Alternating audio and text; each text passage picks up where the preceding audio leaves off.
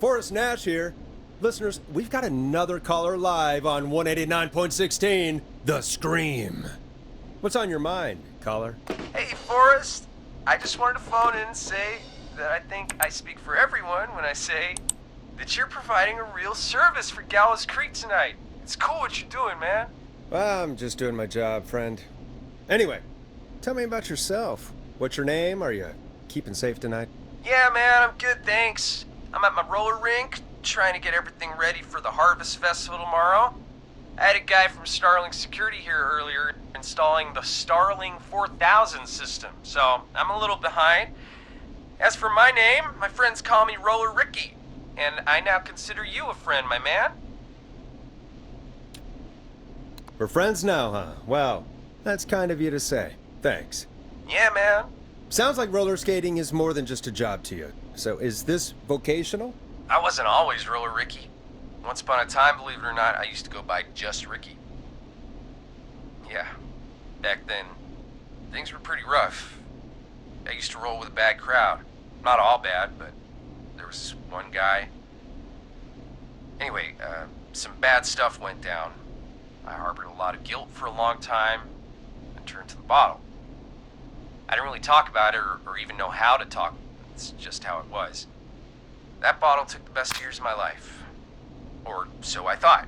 It's never too late, Roller Ricky. How did you turn things around? I joined a support group. I opened up about my problems, and sharing that burden just took so much weight off. It's a long story from there, but I found roller disco. I learned how to have fun again, cutting loose and making shapes. Now whenever I get down, I get down. I'm finally free from it all, man. It's important just to talk to somebody. That's the first step. Ain't that right, Max? Aw, hello, Max. Yeah, welcome to the show, Max. Max is my emotional support dog. He's a rescue dog, but I always say he's the one that rescued me. He's the best dog a guy could ask for. Of course, the first thing I did was teach him how to skate. He's better than me now, a real pro. Max can skate. Yeah, man.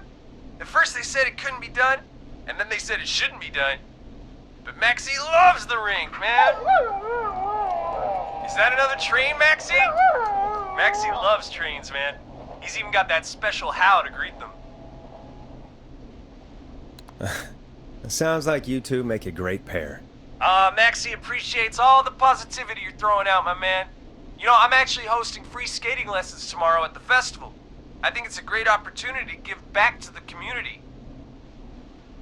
Man, all this talk of skating's got me itching for a boogie.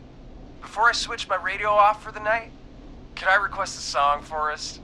Something I can groove to, you know, something funky. It'll be me and Maxie's final boogie breakdown tonight. Then I think we'll take it down a level. I can do that. Thanks again for calling. You and Max, be safe now, okay? Bye, Maxie. You got it, man. Peace. Well, folks, this next one goes out to Roller Ricky and Max. Enjoy. I really needed that call, you know, after everything. Yeah, I get that. He talked a bit much for my taste, but it is inspiring to hear somebody come back from the brink like that. Yeah, that's what I meant. You were thinking about Max on skates, weren't you? Well, would you look at that? Another caller on the line. What are the odds? Better take it.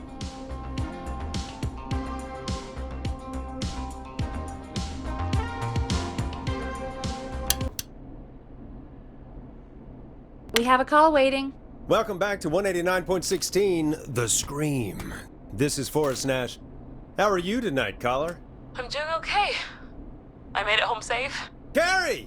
Hey, I just wanted to thank you for doing what you could earlier. You know, even though we lost Jimmy, and I don't know. Hey, it's okay. You were so brave earlier. You're safe now. I wanted to ask you why. Why he didn't. Why am I. Why what, Carrie? Why did he spare me? After what he did. Why let me go? Maybe he didn't kill you because he saw you as a victim. Maybe. But why would that stop him from killing me too? After everything he did to... These stupid hazing nights have to stop. Carrie, you did so well tonight. Stay safe and rest.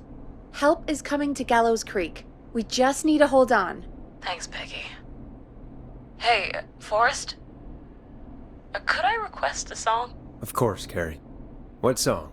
Any song by Blast Processor. And thank you. This next one goes out to Carrie.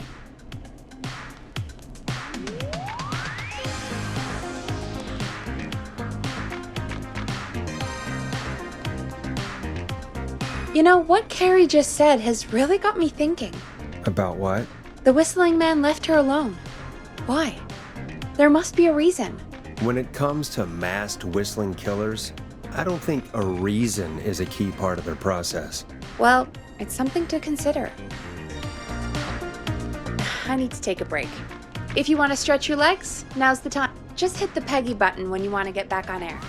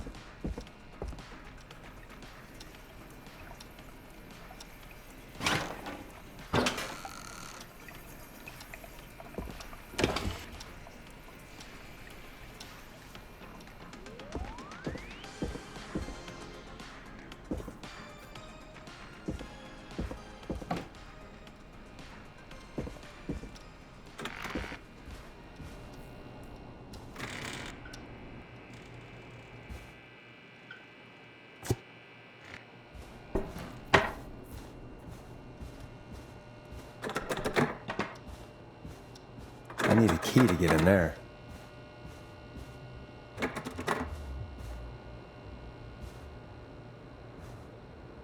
I'm not getting in there tonight.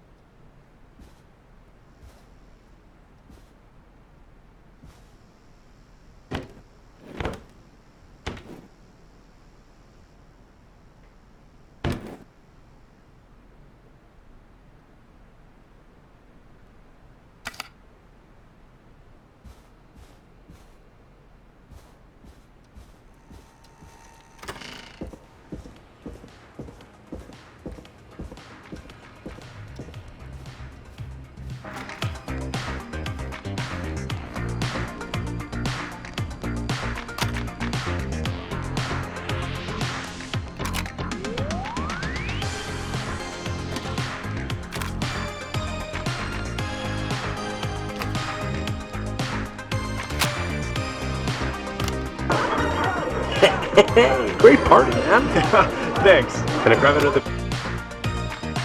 Let's get going, Peggy. Alrighty, we could run another segment or... Scratch that, Forrest. We have a caller. Time to turn the music off. You're through to 189.16, The Scream. What's your emergency? Hello again, Forrest. Oh, that call with the teens was awful. Those poor kids. Still, I'm glad the girl didn't get hurt. Thanks for your concern. Are you in trouble? What's on your mind? I wanted to ask you again to play my song, Forrest. You said you were gonna play it, but you didn't. Your name was Dawn, right? What, Peggy? Yes. Oh, well remembered. My name is Dawn, and I wanted to ask you again to play my tune, Forrest. Long Ride Home? You know, the one that Peggy said she threw outside the window? But we don't have that song. As you just said, Peggy threw it out the window. But, Forrest, you do have it. It's just outside the window. There's a serial killer on the loose. I can't just go outside hunting for a record. I'm really sorry, Dawn, but we just can't get it right now. But wasn't the Whistling Man just at the old murder house? That's miles from the station. It won't take you a second to grab it. Nope, I'm sorry, Don. I'm just not going out there. Oh, but I think you will. Forrest? Peggy, I'm calling with more than a request. I know something. I think I know who's gonna be next. What? Are you serious? Play my song, Forrest, and you'll find out. Well, folks, here's some music for you while I think things over.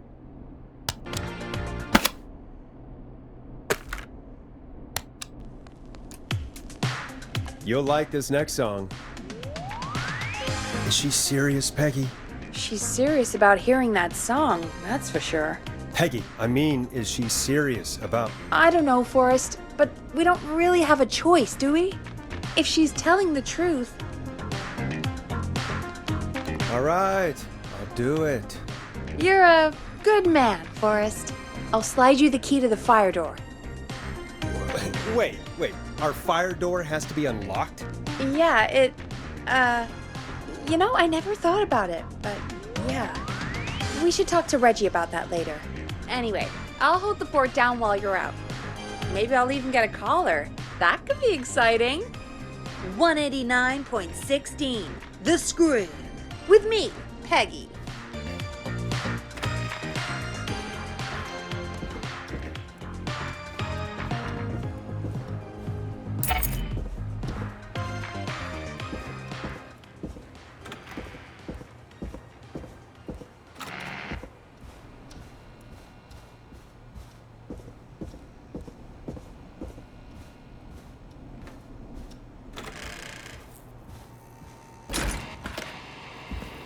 You know, I hope she'll be happy when I'm brutally murdered by the Whistling Man.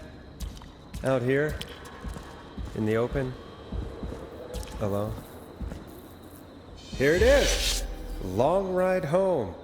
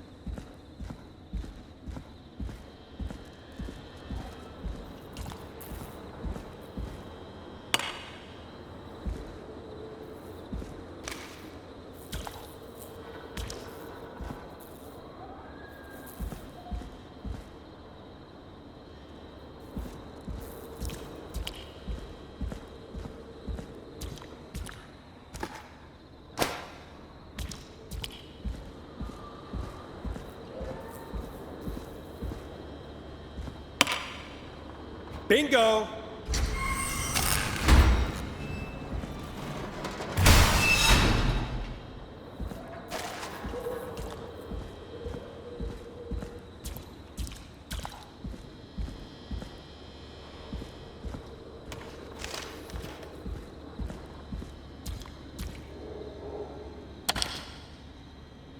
I could probably survive that fall.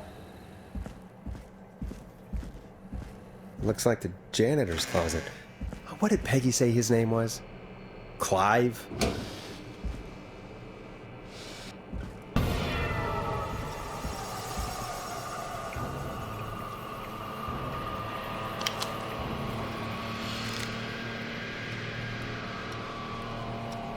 What the hell? Peggy is not gonna believe this.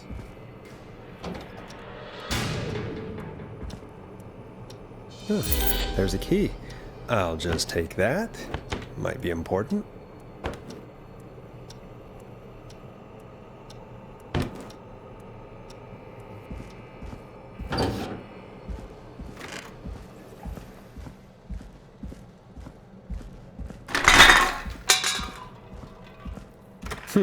I wonder how the show's going.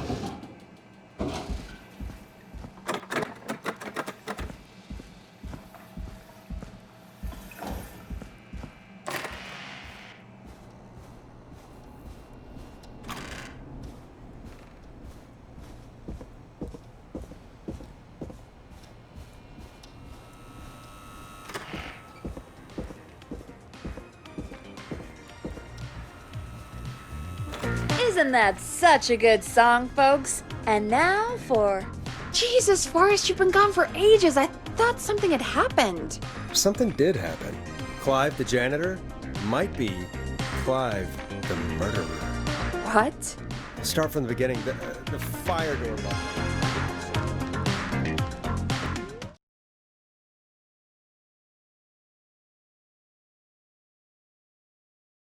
Why did you heave that thing all the way up here? Because the basement's creepy as hell, and I don't like standing around down there. Fair. Alright, let's run through this again. We have a creepy board you found in a creepy basement, made by our creepy janitor, who you think is the creepy whistling man. Yep. And on the creepy board are the names Chuck Brody, Kim Walker, Rebecca Allen, and Aunt Williams. Correct. And you think one of these people will be the whistling man's, Clive's, next target. That's right. And we've got to find them. You said there are 4 locations listed there too? The hospital, the power station, the gas station, and the trailer park. Clive must think the target is at one of those locations. Forrest, you're gonna have to figure out if any of the potential targets are at one of these locations tonight. Hit the button if you need any help.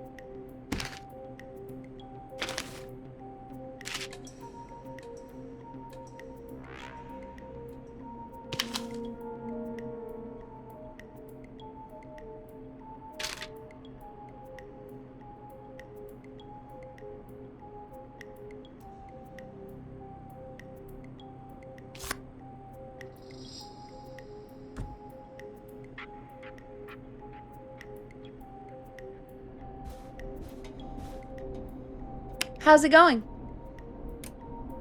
I'm ready, Peggy. Are you sure? We've only got one shot at this. I'm sure. Let's do this. Okay, name first. Who do you think the target is? Chuck Brody. And where will I find them? The gas station. Okay, I'm dialing. One moment.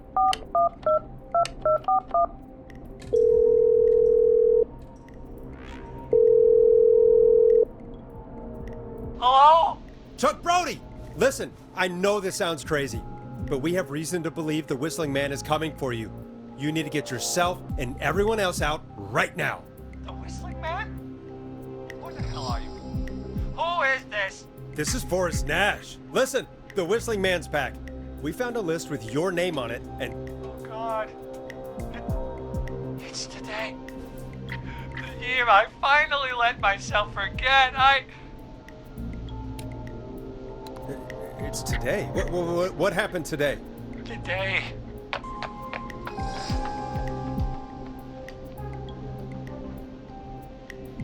I think he ran off. Well, fingers crossed that Chuck... Jesus! It sounds like something blew up. He's using bombs now? Is Chuck? I don't know. Hang on, we're getting a call. Hello? Chuck? Chuck! Forrest! The whole goddamn gas station's gone up. Is anyone hurt? I don't think so. I got everyone to follow me out. The town's only ambulance was blown to hell, though. Yeah. Damn it, that fireball threw me. I've got to get to the hospital. I'm not feeling great. Forrest, man, I can't thank you enough, but... Damn. I gotta go. Wait, Damn it. We lost him. What was that about today? Oh, Forrest, the call board is lighting up. Get us into some music while I deal with this.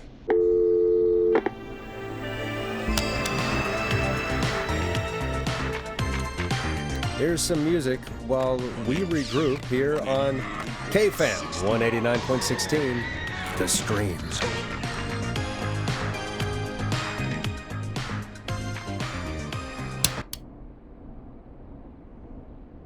Beer? Another beer? Hey, sure thing. Let me grab you one out of the fridge. Oh no! There's gotta be more in the basement to show us who Clyde is targeting. And if that's the case, we can get ahead of him. Stop the killings before they can happen. Forrest, we need to go back down. By we, you mean me, right? Yep. Like I said, I need to handle all these calls. Maybe start with that creepy mannequin room you mentioned before. I still have a lot of questions about those, by the way. Me too. Fear not. At Grilling Spree will give you a free 6-pack of beer if Gallus High wins this Tuesday. Say what? That's right. Order a meal deal from us and you'll get a free 6-pack of beer if Gallus High wins. Free 6-pack? Righteous! You heard me. 6 beers if Gallows High wins. Sounds like you've already had enough beers. Dead air is a crime, Forrest. Murder them! Me too, Billy. Me too. Come on down to Grilling Spree or call 555-749-8335. We've got barbecue you'll die for.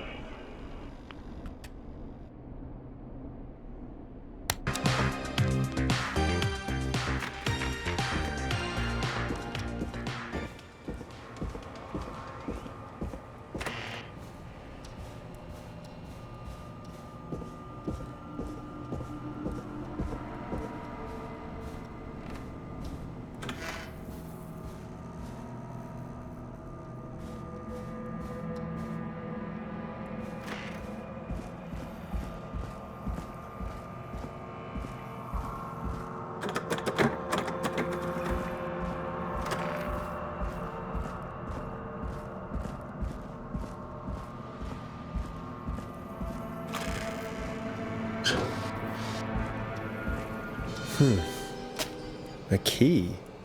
Was this always here? I must have missed it when I brought everything upstairs.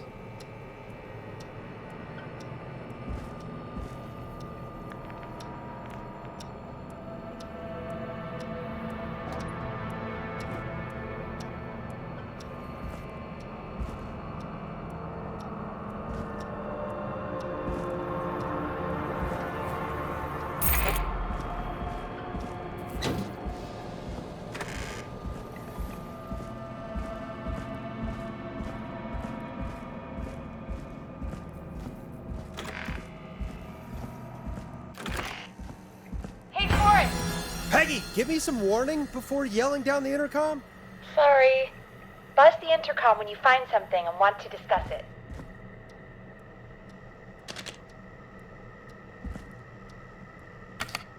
Peggy, I've found a tape and a map down here. A map of what? Looks like it might be to somewhere in this storage area. Weird. Well, maybe the tape will give us more information. Give it a play.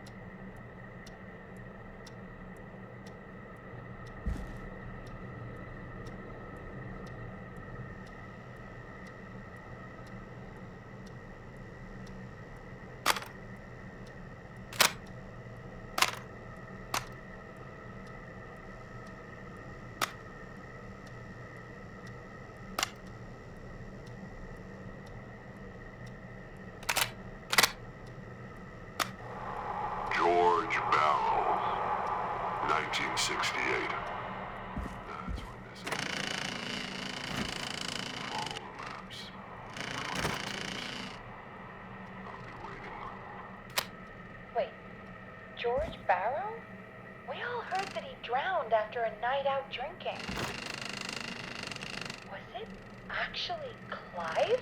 Has Clive really been the Whistling Man for that long? He says I need to follow the maps and find the tapes. I guess that's what this map is about. I think we need to see what else is hidden down here. Be careful, Forrest. Keep looking. Buzz the intercom when you found something.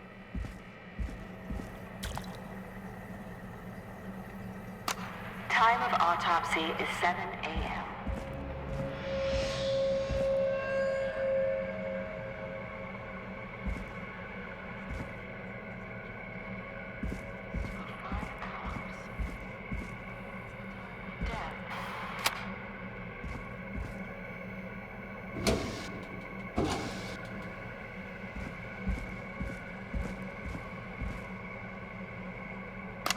Small lacerations to arms, legs.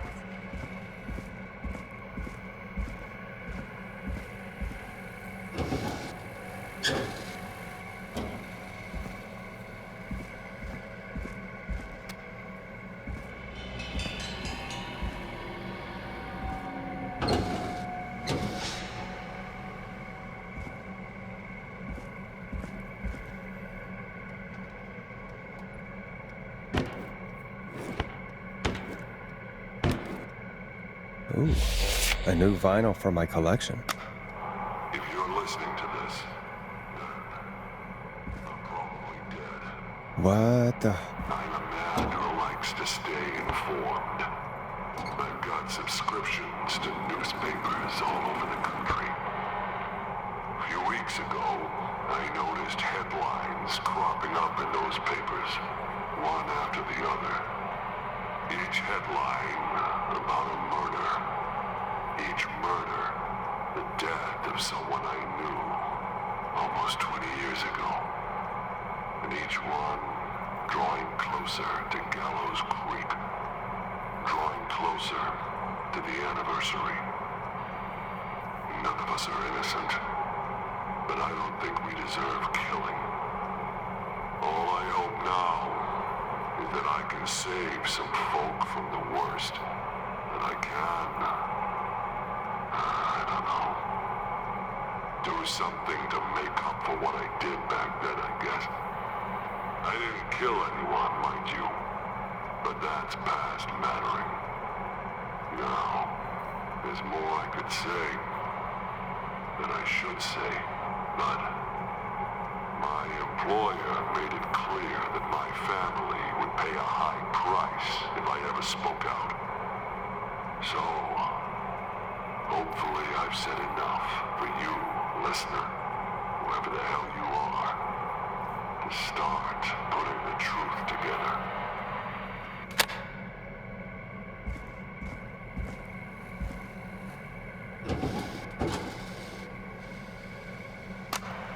It is the coroner's opinion that the subject likely feared for his life and was chased, resulting in a fall from a height into a body Now of this water, has to be where important. he hit his head, was knocked out, and drowned. Following that, he was moved. Dr. Sullivan, we need to have a talk. Is that recording? Shut it off.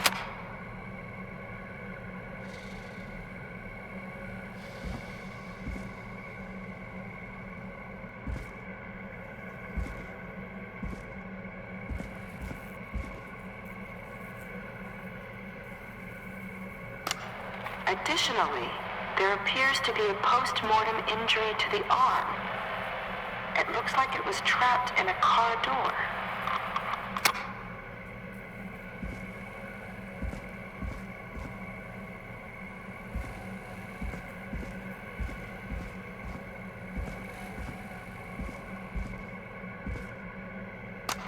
Preliminary toxicology results shows no signs of inebriation. However, a high amount of cortisol was found, indicating elevated levels of stress in the immediate moments before death.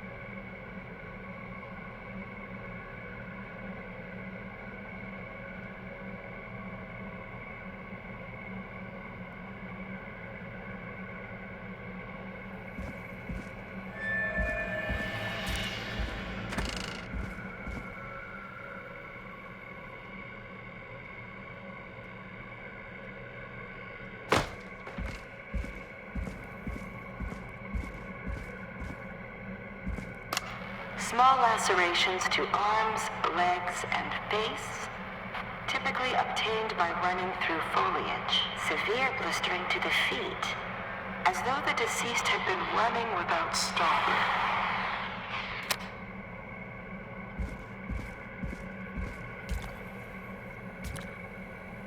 Time of autopsy is 7 a.m.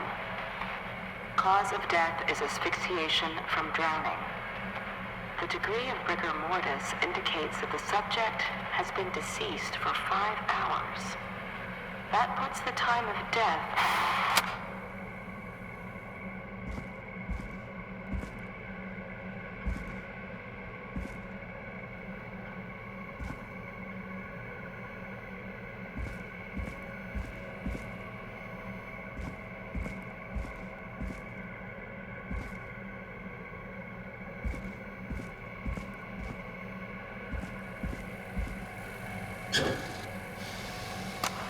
Additionally, there appears to be a post-mortem injury to the arm.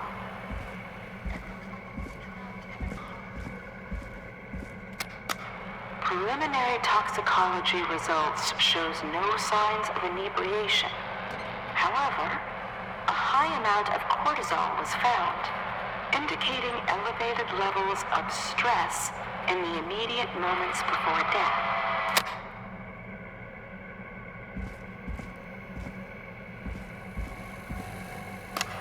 Additionally, there appears to be a post-mortem injury to the arm. It looks like it was trapped in a car door.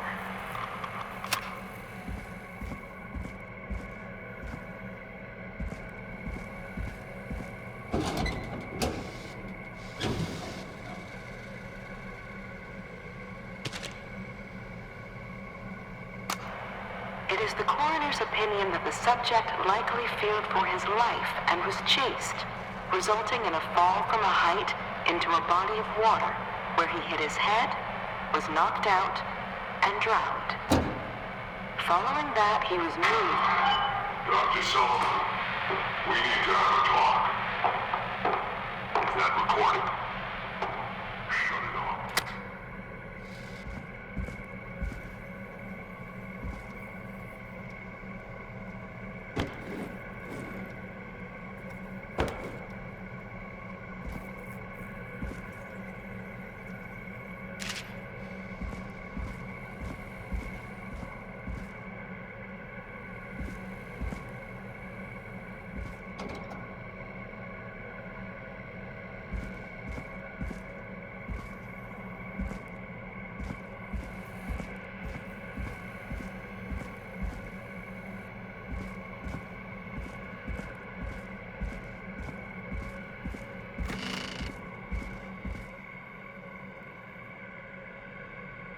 What have you found, Forrest?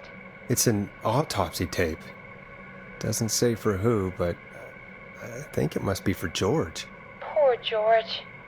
He was so young. Something's bugging me, Peggy. What do you mean? I swear I recognize the voice of the woman talking on the tape. I just can't place it. Seriously? Do you think you've met her before? I don't know. I mean, I just got here recently. I don't know. Found another tape. It talks more about how George died. What did it say? It sounds like he was running for his life. Sprinting through trees and bushes, getting cut up all over. What would drive someone to do that? I'm not sure yet. There's also a tape about a toxicology report. There were no signs of drinking or that he was on anything. What? But everyone said he went swimming drunk and drowned. It was in the newspaper and everything. I found a written autopsy report. What does it say? According to that, it's just like you said at the start. George drowned after getting drunk. Said he liked to fight, too. But that contradicts the tape. I know. And I think I know why. There's a note with the report that says, "I'm sorry I made you do this, Virginia." If it was on the autopsy report, then Virginia must be our coroner. Wait, the caller from earlier, when we had to call the takeout restaurants, wasn't her name Virginia? We need to call her back once we finish down here. It looks like she might know something about what's going on. I found a tape that introduces a new detail to the story.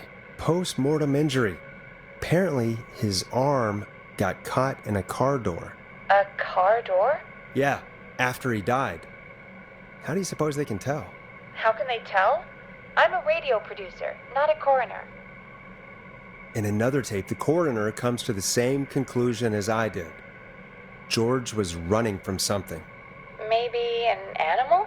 Maybe, but then there's this next bit, where the coroner thinks he was moved post-death. Moved the body? How weird. At the end of the tape, someone burst in and demanded Virginia stop recording. I think it was Clive. This is starting to make sense now. This is a conspiracy to cover up what happened to George. I think I found Clive's last recording. I think Clive might be gone. Gone? I found a confession. Not for any killings, but for playing a part in covering up George's death. He left this behind in case he died. He hoped someone would find it. Do you think the Whistling Man already got him? Possibly.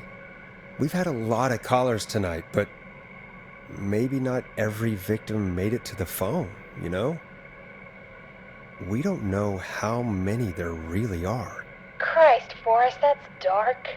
I know, but Clive said he had read about other murders in other towns, and that the murders were all folks who knew about the incident. And the killings were getting closer to Gallows Creek. He said he wanted to do something good for once. The board in his office. He wasn't tracking people down to kill them. He was tracking them down to save them. Why didn't he just come out with all of this? He said his employer threatened his family if he spoke out about any of it. His employer? The one who orchestrated the cover-up? Oh, Clive. I'm sorry for thinking you'd killed all those people. Do you think you found everything? I think so. Forrest, what's going on here? Someone wanted that boy's death to seem like an accident. And they hired Clive to make it look that way. Come back upstairs when you're ready. We need to figure out our next step.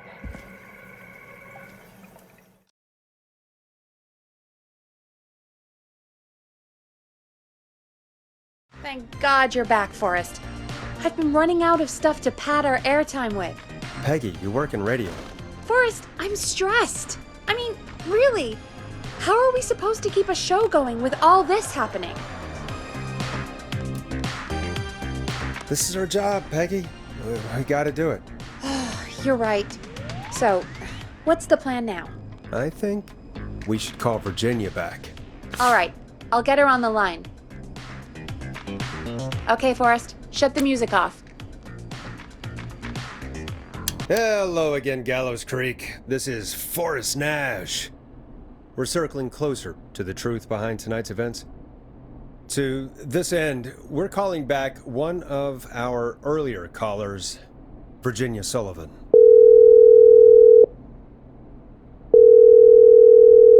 Fredman Plunker here? Who's this? Is it you? Goose. Plunker, hey, it's the Radio Man, Forrest Nash. Radio Man? What's up? Solving mysteries, saving lives. The huge. Right on. Plunker, what are you doing at Virginia's house? She asked if we could stay to keep an eye out for that whistling turd. So we're hanging out, bro. Well, that's big of you, Plunker. No, it's nothing. Can I speak to Virginia? Sure thing, Radio Man. I'll just go get her. Who is this? Hey, Virginia, it's Forrest. I'm glad you're still okay. Oh, Forrest. Sorry, I'm still jumpy. Don't be sorry. You've been through a lot. I'm so sorry this happened to you, Virginia. I thought I thought... Easy. We're not calling to talk about earlier. We're calling because we think you can help us understand why this is happening tonight. Me? What would I know? Does the name Clive mean anything to you? Clive? No. I don't know that name. What are you asking about this for? You mentioned that name earlier when you called us the first time. I don't know what I said then. I was petrified, Forrest. Clive's the janitor at our station, and we know you spoke to him in the past. Forrest, please. You don't know what you're doing. He'll come for me. Virginia, it's okay. Clive won't be coming after you. We think Clive's dead. Dead? But isn't he? He's the whistling man, Forrest. We found evidence to the contrary. But It's true. And we found your autopsy reports for George Barrow. how? I saw him destroy them. Well, he didn't. I don't know if he kept them or made copies or what, but we found them. And we know it's related to what's happening tonight, which is why we called you. Why did you write a false report? All right. One day, I came into work to find a boy on my slab. And as I finished the autopsy, this man, Clive, he just burst in.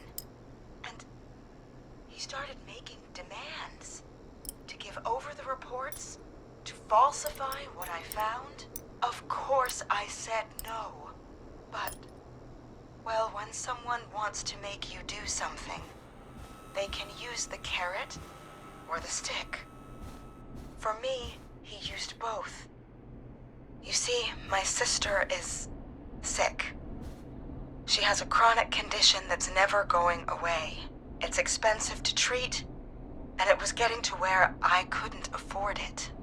And Clive promised me that his employer would pay for my sister's treatment if I did what he said, and that if I ever spoke about this, he'd beat me to within an inch of my life. I don't know why he had me do it, but my sister needed me. You have to understand, she needed me. We understand. Thank you, Virginia. That was brave. God, I just want this nightmare to end. This will help end it, Virginia. Thank you. Stay safe, Virginia.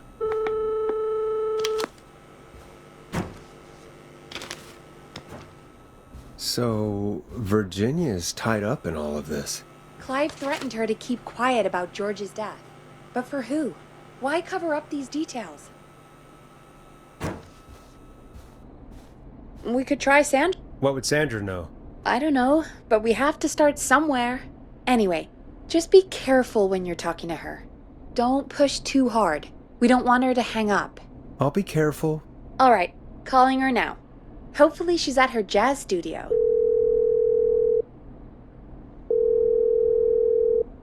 Aha! Forrest, you're through. Hello, this is Sandra at Jazz Pizzazz Jazz Studio. Who's this? Hello again, Sandra! It's Forrest Nash of 189.16, The Scream. And you're live on air. Oh, I always thought folks called into a radio show, not the other way around. How jazzy. What can I do for you? Well, we're trying to understand what's behind the attacks tonight. We had a few questions. Why, Forrest, of course. Heck, after the way you saved my life, I'd say yes to just about anything you asked. Do you know why the Whistling Man might have targeted you? Ha! As far as I could tell, he was just a knife-wielding psycho with superhuman cardio. He'd have chased after anybody. Right. Well, we think he might be chasing specific people. People who know about the death of a boy named George. Oh, I don't know anything about that. Sorry. Have you had to keep quiet about anything? Any secrets you've had to keep? What would I have to keep quiet about? I don't know. I mean, could be that you've seen something or heard something. I never saw anything. And even if I did, what would that matter? And it was years ago.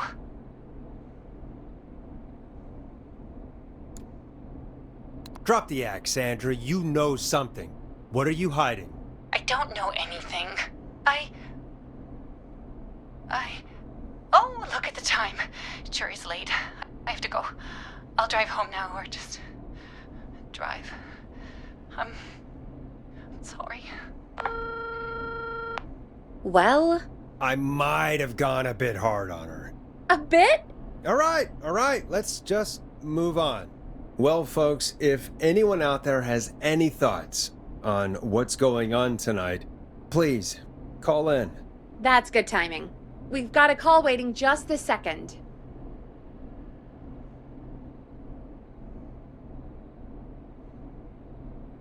Welcome to 189.16 The Scream, with me, your host, Forrest Nash.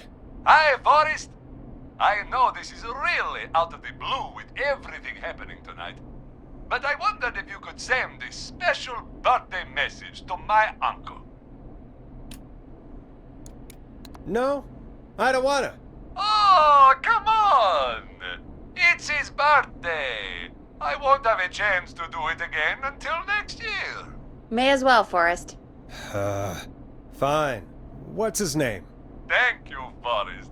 He's my Uncle Ronnie. His first name's Peter, but he never liked his name.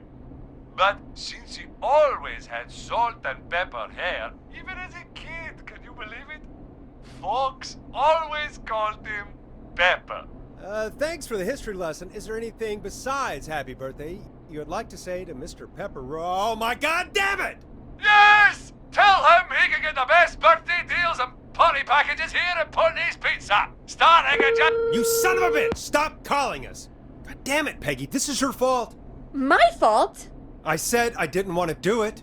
Don't blame me because Brian Ponte can't control himself.